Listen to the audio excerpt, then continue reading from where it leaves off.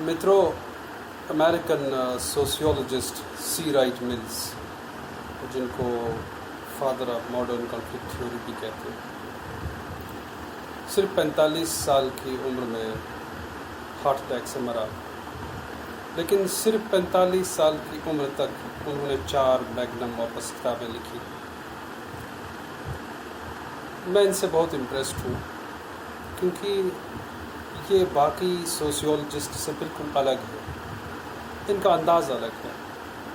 Sociological imagination جیسا concept انہوں نے دیا اور سوشیولوجی میں کسی اور نے نہیں دیا۔ مجھے یہاں پہ غرض یہ کہنے کا یہ ہے کہ آج ان کی مجھے ایک بات یاد آ گئی۔ وہ کہتے ہیں کہ آپ کو پتہ ہے فریڈم کیا ہوتا ہے، فریڈم کا مطلب کیا؟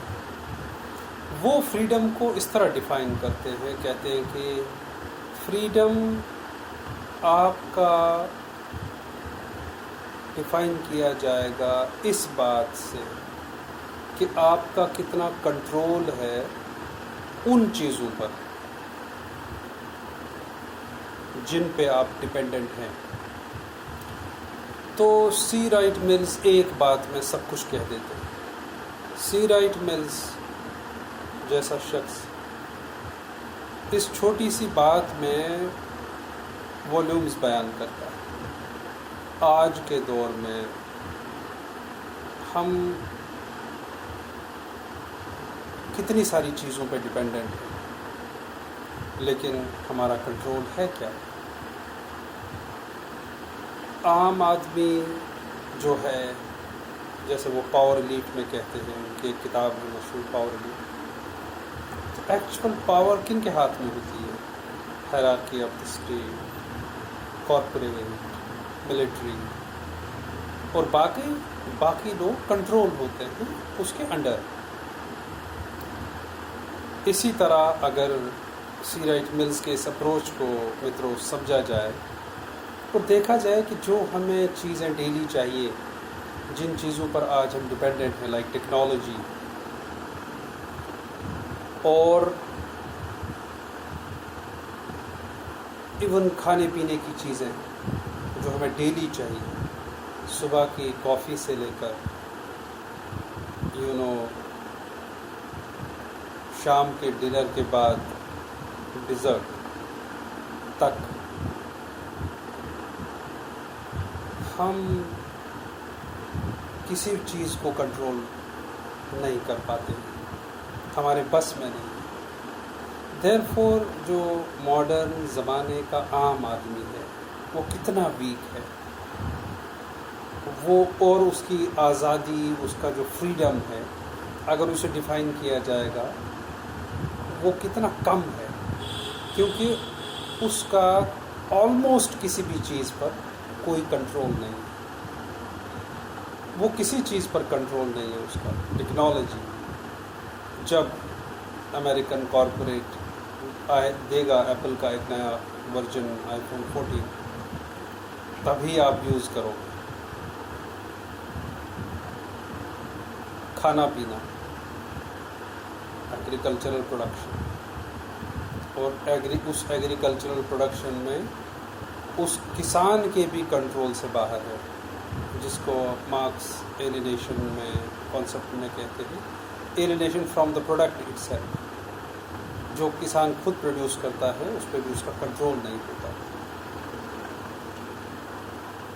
تو کہاں جا رہا ہے سارا پاور اور کہاں جا رہا ہے عام آدمی کا فریڈم؟ سارا پاور کارپوریٹس کے پاس جاتا ہے، پاور ایلیٹ کے پاس جاتا ہے، اور آزادی کس کی چھنتی ہے؟ دن بدن کون ڈپینڈنٹ سے مور ڈپینڈنٹ اور انٹینسولی ڈپینڈنٹ ہوتا جا رہا ہے؟ کامن آدمی۔ کنٹرول کس کے پاس ہے؟ کارپوریٹ کے پاس۔ ایون ملز کا ہی کانسیپٹ ہے وائٹ کالر، جو ورکرز ہیں، وائٹ کالر کرائم نہیں، وہ تو سدر لینڈ کا کانسیپٹ ہے۔ وائٹ کالر جو ورکرز ہیں وہ دھیرے دھیرے مرج ہو رہے ہیں کارپوریٹ، اور ویسا ہی ہو رہا ہے۔ समझिए जो बात उन्होंने 1959 में कही वो बातें आज भी कितनी रेलिवेंट हैं। उनके सोशियोलॉजिकल इमेजिनेशन पे मैं हिंदी में और कश्मीरी में अलग अलग बात करूँगा आप सबसे। और एक और बात हमें मिल्स के बारे में कहना चाहूँगा कि अगर आपको कंट्रीब्यूट करना है ना, आपके किसी भी फील्ड में है, आप केमिस्ट्री में है, फिज़िक्स में है, बायोटेक में है, नैनो साइंसेस में है, ह्यूमैनिटीज़ में है, आर्ट्स में है, लैंग्वेजेस में है। मैं ऐसे ऐसे प्रोफेसर्स को दोस्तों जानता हूँ, हालांकि बहुत ही कम, 45 साल की उम्र है और ह्यूज कंट्रीब्यूशन, ऐसे लोग हैं। लेकिन मैं ऐसे लोगों को भी जानता हूँ जो 60 से 65 भी हो गए और उन्होंने आज तक एक ढंग की किताब नहीं लिखी, सिवाय अपने बच्चों से जो उनके पास रिसर्च करते उनसे लिखवा कर। ऐसे लोग भी हैं जिनका 40 साल की उम्र में ट्रमेंडस कंट्रीब्यूशन है, क्योंकि वो काम करना जानते हैं। जैसे as I said, C Wright Mills, Texas का बच्चा, ऑस्टिन में पढ़ने वाला, विस्कॉन्सिन जाने वाला, और ये बंदा 45 साल की उम्र में मरता है और 4 ऐसी किताबें छोड़ जाता है जो हमेशा रहेंगी सोशियोलॉजिकल थॉट में। अपने आप को मार्क्सिस्ट नहीं कहता, लेकिन एक पर्सपेक्टिव वही है।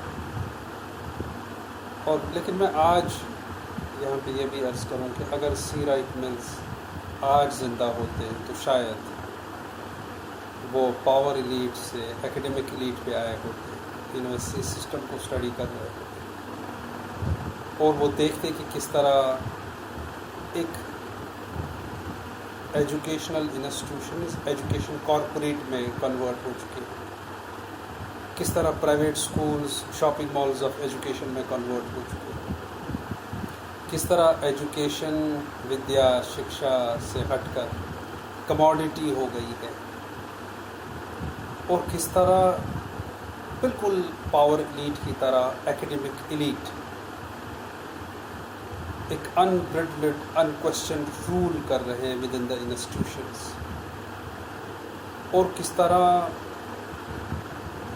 उनकी जहालत कहेंगे, उनकी ज़िद कहेंगे, पर्सनल ईगोज़ कहेंगे, किस तरह इंस्टीट्यूशन सफ़र करते हैं ऐसे एकेडमिक एलीट्स,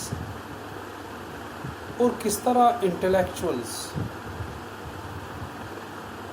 धीरे धीरे साइड लाइन किए जाते हैं। जैसे मिल्स इमर्जिंग मिडिल क्लास की बात करते हैं, एक इमर्जिंग एकेडमिक क्लास भी है दोस्तों। जो इमर्जिंग एकेडमिक क्लास कोटरी फॉर्मेशन करता है, क्योंकि जो भी मेडियोकर एकेडमिक्स हैं, मेडियोक्रिटी जहाँ पे भी है वहाँ पे चमचागिरी है। और ये जो जूता चाटने वाले लोग किसी भी पोजीशन पर पहुंचने के लिए बाद में चमचागिरी पे उतर आते हैं, बूट लिकिंग पे उतर आते हैं, ताकि उनको पद मिले, सीट्स मिले। कैपेसिटी नहीं है उनमें, वो इंटेलेक्चुअलिज्म नहीं है।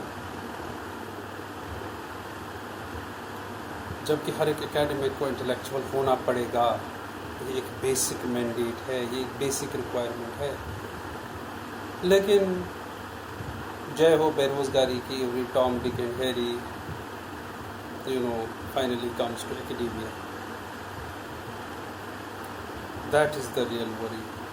ये मैं सी राइट मिल्स जैसे महान आदमी के बारे में कह रहा था कि अगर वो शायद आज होते तो वो एकेडमिक एलीट पे ज़रूर बात करते और कहते कि किस तरह इंस्टीट्यूशंस रॉट हो रहे हैं और किस तरह मेडियोक्रिटी रूल कर रही है, किस तरह मेडियोक्रिटी इंस्टीट्यूशंस को तबाह कर रही है, और किस तरह एक नया white collar invisible power elite अपनी मनमानी कर रहा है। बहुत बहुत शुक्रिया, आगे और करेंगे।